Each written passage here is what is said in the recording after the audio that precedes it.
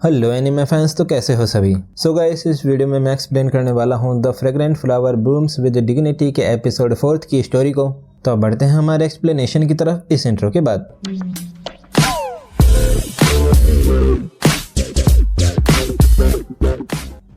तो एपिसोड 4 के स्टार्ट में रिंतारो शनिवार के दिन एक्साइटमेंट में जल्दी उठ जाता है और वो सोचता है कि आज के दिन वो मिस वागुरी के साथ पढ़ाई करेगा। उसके बाद ट्रेन में एक लड़की अपनी दोस्त से कहती है कि देखो वो कितना लंबा बंदा है। तभी रिंतारो सोचता है कि बस अब वो वागुरी से मिलने वाला है और क्या उसके ये कपड़े ठीक हैं।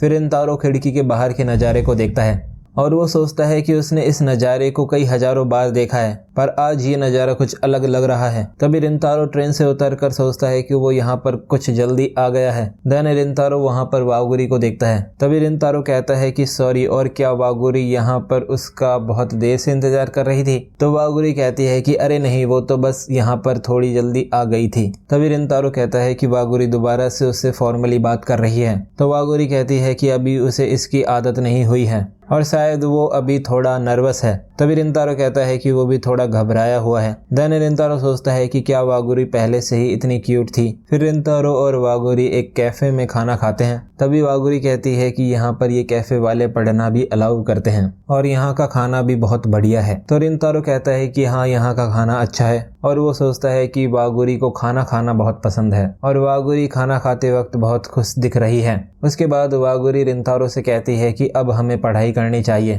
तभी रिंतारो उसे हाँ कहता है। तो वागुरी गणित पढ़ने का कहती है। तो रिंतारो कहता है कि हाँ, वो बाकी सब्जेक्ट्स में तो शायद पास हो सकता है। तभी वागुरी कहती है कि अगर रिंतारो को कुछ समझ ना आए तो वो उससे फ्रीली पूछ सकता है। तो रिंतारो कहता है कि क्या वो दोनों इस टॉपिक को पढ़ें। तभी वागुरी रिंतारो की बुक को देखने के लिए उसके पास आती है। फिर वो दोनों ज्यादा पास आने की वजह से शर्मा जाते हैं। तभी वागुरी रिंतारो से ज्यादा पास आने के लिए सॉरी बोलती है। तो रिंतारो कहता है कि कोई बात नहीं। देन वागुरी रिंतारो को पढ़ाने लगती है। तभी रिंतारो सोचता है कि उसे इस इक्वेशन पर फोकस करना चाहिए, पर अभी उसकी हार्ट रेट बहुत तेज हो गई है। उसके बाद वागुरी रिंतारो से कहती है कि उसने कहा था कि वो इस बार फेल नहीं हो सकता है और उसने ऐसा क्यों कहा था। तो रिंतारो कहता है कि उनका स्पोर्ट्स फेस्टिवल उनके इस मिड टर्म एग्जाम के बाद में है और अगर वो अपने एग्जाम्स में फेल हो गया तो उसे स्पोर्ट्स फेस्टिवल को स्किप करके दोबारा से एग्जाम्स देने पड़ेंगे और वो इस साल अपने दोस्तों के साथ स्पोर्ट्स फेस्टिवल में हिस्सा लेना चाहता है और सॉरी, क्योंकि उसका ये कारण बहुत ही बेकार है। तभी वागुरी कहती है कि ऐसा नहीं है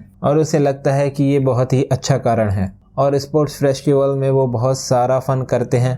तो रिंतारो सोचता है कि वागुरी सच में एक अच्छी लड़की है। तभी वागुरी कहती है कि रिंतारो अपने दोस्तों को सच में पसंद करता है। तो रिंतारो कहता है कि हाँ, वो अपने दोस्तों को पसंद करता है। तभी वागुरी कहती है कि वो भी अपने दोस्तों को पसंद करती है और वो सभी लोग बहुत वंडरफुल हैं और सुबारू के साथ वो अपने बचपन से है और सुबारू को कई लोग गलत समझ लेते हैं, पर वो सच में एक काइंड लड़की है और सुबारू का पास्ट में लड़कों के साथ का एक्सपीरियंस खराब है, इसीलिए वो लड़कों के पास जाने से घबराती है और रिंतारो ने सुबारू को जज नहीं करा था, इससे वो बहुत खुश हुई थी, इसीलिए थैंक यू। देन वागुरी कहती है कि अब उन्हें दोबारा से पढ़ाई पर ध्यान देना चाहिए। तो रिंतारो से हाँ बोलता है और वो सोचता है कि अब वो इस वार्म फीलिंग को दोबारा से अनुभव कर रहा है। उसके बाद वागुरी कहती है कि आज उन्होंने बहुत अच्छे से पढ़ाई करी है। तभी रिंतारो कहता है कि वो पहले कभी पढ़ाई के लिए इतने लंबे समय तक नहीं बैठा था। तो वागुरी कहती है कि हाँ, पढ़ना सही है, पर उन्हें बीच बीच में ब्रेक्स भी लेते रहना चाहिए। तभी रिंतारो कहता है कि थैंक यू वागुरी, और उसने आज उसकी बहुत मदद करी है। तो वागुरी उसे वेलकम बोलती है।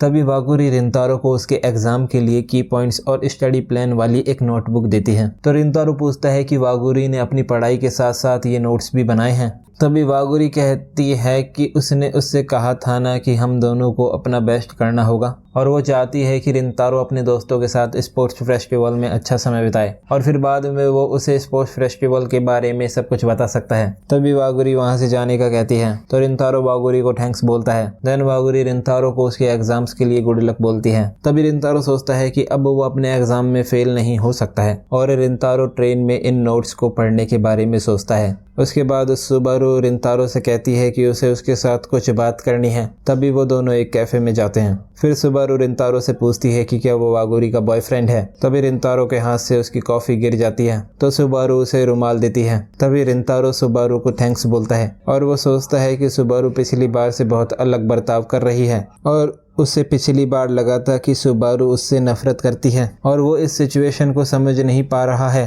देन सुबारू रिंतारो से उसका नाम पूछती है तो रिंतारो उसे अपना नाम बताता है। तभी सुबारू उसे खुद का नाम बताती है और वो वागुरी की क्लासमेट है। तो रिंतारो सोचता है कि पिछली बार वो लड़कियां सुबारू के वहां पर ना होने का शुक्र मना रही थी और हाँ, ये अच्छा था कि सुबारू वहां पर नहीं थी। तभी सुबारू रिंतारो से पूछती है कि क्या वो वागुरी का बॉयफ्रेंड है, तो रिंतारो उसे मना करता है। तभी सुबारू पूछती है कि वागुरी इसकी क्या लगती है, तो रिंतारो सोचता है कि क्या वागुरी इसकी दोस्त है या वो उनकी दुकान की एक कस्टमर है। तभी सुबारू पूछती है कि क्या वो दोनों अभी कुछ समय पहले ही मिले हैं, तो रिंतारो उसे हाँ बोलता है। फिर सुबारू कहती है कि ये अच्छी बात है और ये चीज़ों को आसान बना देगी, इसीलिए अब वो चाहती है कि आगे से रिंतारो वागुरी से ना मिले।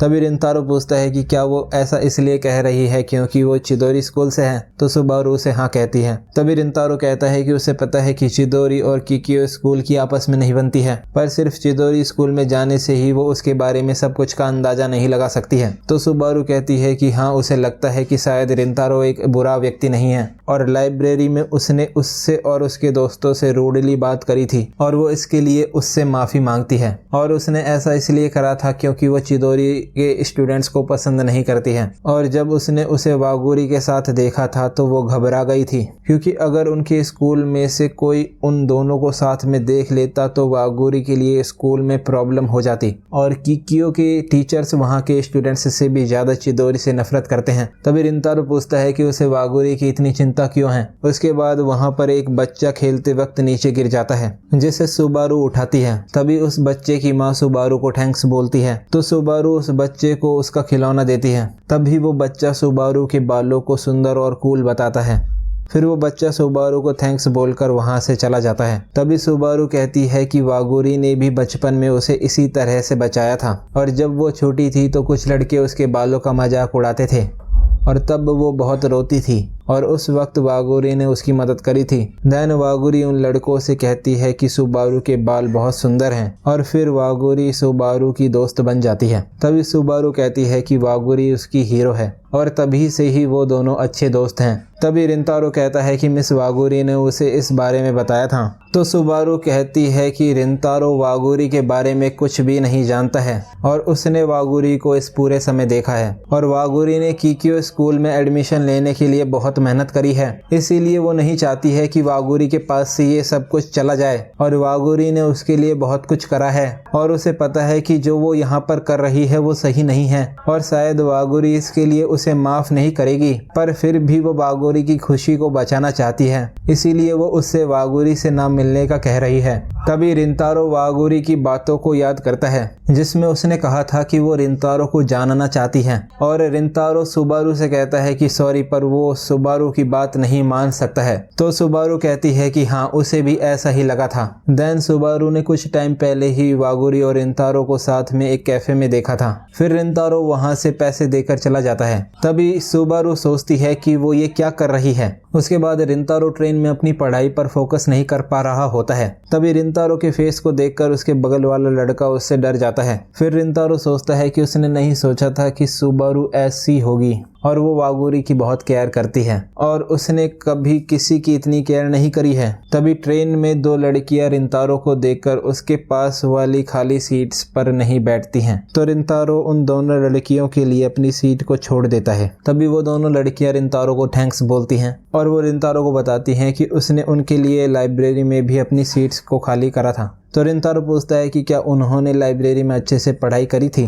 तभी वो लड़कियां कहती हैं कि हाँ, और क्या उनसे कुछ गलती हो गई है। तो रिंतारो कहता है कि नहीं और उसे उनकी मदद करके अच्छा लगा है। तभी वो दोनों लड़कियां कहती हैं कि रिंतारो बहुत अच्छा है। फिर रिंतारो सोचता है कि उन दोनों लड़कियों ने उसे सरप्राइज कर दिया था और वो दोनों लड़कियां सच में अच्छी थीं और मिस वागुरी भी उसे हर छोटी बात के लिए थैंक्स बोलती है और वो वागुरी को सुबारू की मदद करते हुए इमेजिन कर सकता है और कहीं वागुरी जैसी काइंड लड़की उसकी वजह से परेशानी में न आ जाए। और उसने मिस सुबारू से कहा है कि वो वागुरी से मिलना बंद नहीं करेगा और वो सच में ऐसा फील करता है, पर सुबारू ने जो उससे कहा था वो बात भी सही है। उसके बाद बाद उसामी और रिंतारो अपने मिड टर्म एग्जाम्स में पास हो जाते हैं। तो योरिटो साकू से कहता है कि उसने कमाल कर दिया है। तभी एक लड़का उसामी से पूछता है कि उसे फेल ना होकर कैसा लग रहा है। तो उसामी कहता है कि उसने इतनी पढ़ाई करी है कि उसकी आंखें अब लाल हो गई हैं। तभी वो लड़का रिंतारो से पूछता है कि उसे कैसा लग रहा है। तो रिंतारो कहता है कि वो सच में बहुत खुश है। फिर उसामी और रिंतारो साकू को उन्हें पढ़ाने के लिए थैंक्स बोलते हैं। तभी साकू कहता है कि ठीक है अब वो लोग बस भी करें। तो योरिटो कहता है कि साकू को भी इस बात की खुशी है पर वो अपनी फीलिंग्स को दिखा नहीं रहा है।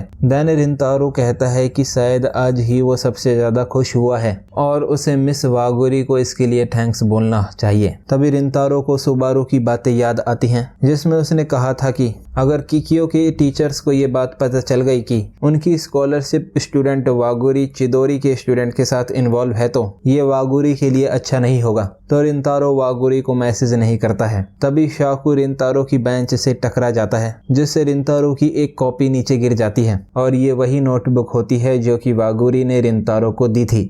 सो गाइस, यहाँ पर the fragrant flower blooms with dignity का एपिसोड 3 एंड हो जाता है। तब अगर आपको ये वीडियो अच्छी लगी हो तो इस वीडियो को एक लाइक कर देना। मैं मिलता हूँ आपसे नेक्स्ट वीडियो में। Thanks for watching.